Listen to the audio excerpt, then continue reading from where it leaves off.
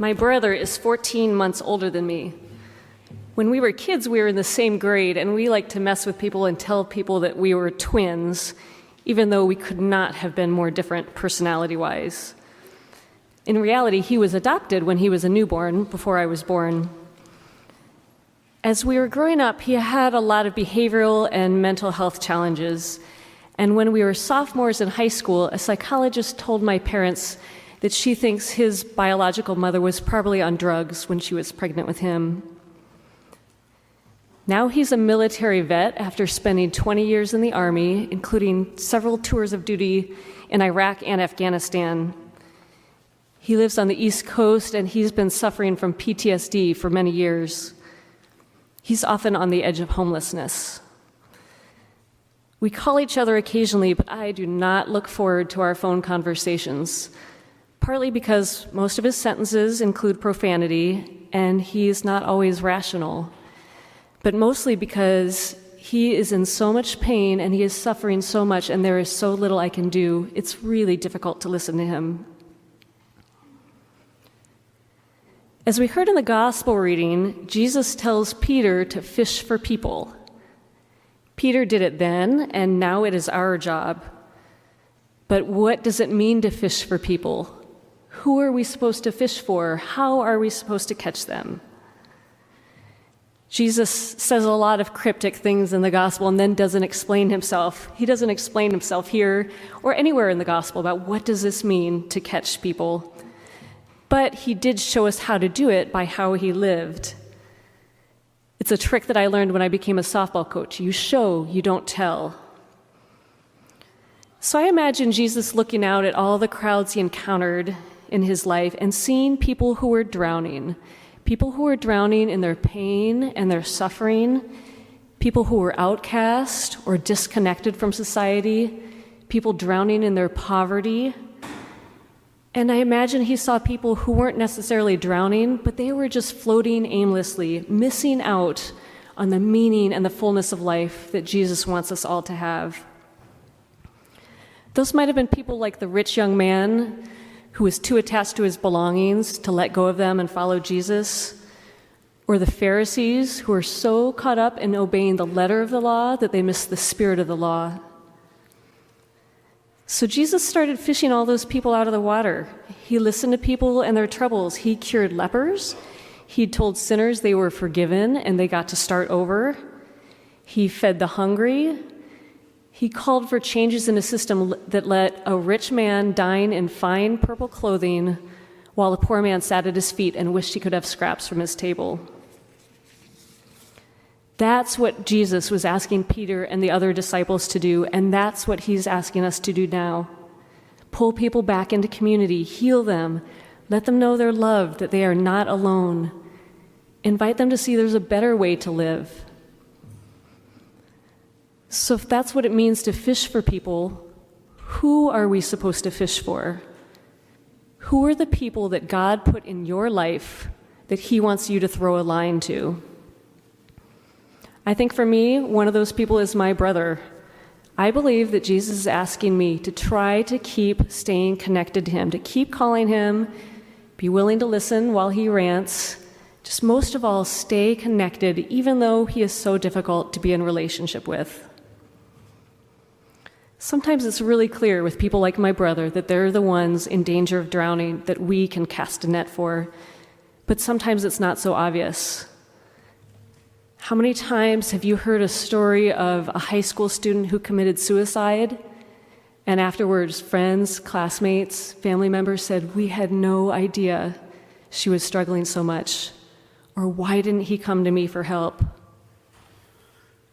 Or how many times have you witnessed a peer abusing drugs or alcohol, but you didn't say anything to show your concern? There's plenty of people like you and me sitting here today outside these walls who are silently suffering, and they need us to throw them a line. My Aunt Mary was one of these people a few years ago. She was an active volunteer in her parish. She still is. She was married. She lived in a big house on a lake, which I remember being very envious of when I was a kid. Her kids were doing great in sports and school. She had a great job as a nurse. I wanted to grow up and be like her. I thought she had a great life. What I couldn't see then, and what a lot of people on the outside couldn't see, was that her PhD chemist husband was abusive, and it was getting worse as the years went on. Mary had a friend from church who was trying to support her over those years, doing whatever she could to offer support. Finally, one day that friend said to her, "It's like I'm watching you die incrementally." And that was the fishing line that Mary needed. That's what helped her wake up to the fact that if she stayed in that marriage, it would kill her. It's been a few years now since she got divorced, and she was visiting California recently. I got to see her, and she was like a new person. She has come back to life again. Thank God for that friend who threw her that line when she needed it. So who are the people that you can think of right now who are silently suffering like my aunt was? Is Jesus inviting you to reach out and try to catch them before they drown in their pain? Of course, not everyone is suffering so dramatically. Remember the ones who aren't drowning, but they're just floating aimlessly without purpose?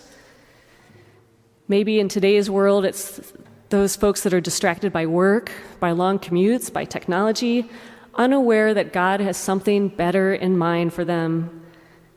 They have more potential, more resources to do greater things than they're doing now. And maybe there are some of those people in your life who you're being asked to cast a net for. Now, we can't catch everyone, and Jesus doesn't ask us to try to catch everyone. Some people don't want to be caught. Some aren't ready to be caught.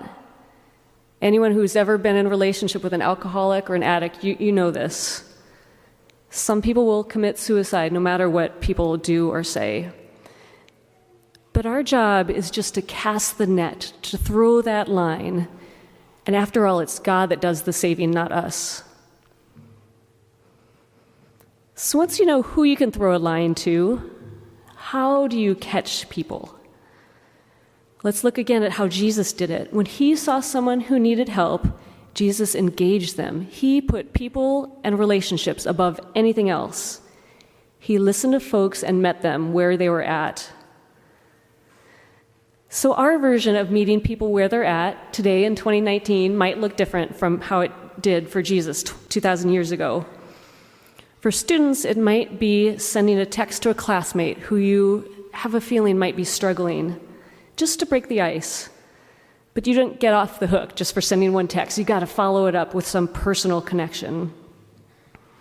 Or it might be talking to a parent or a coach or a trusted adult about a friend that you're worried about.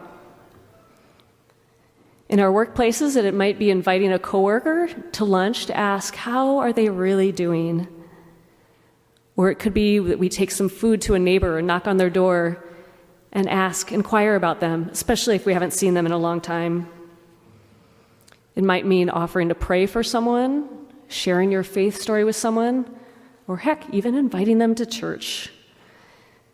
But in short, it means being available to people and wanting to let them know that you really want to know the answer to the question, how are you? I know, fishing for people is not always easy, and it can be inconvenient, like calling my brother.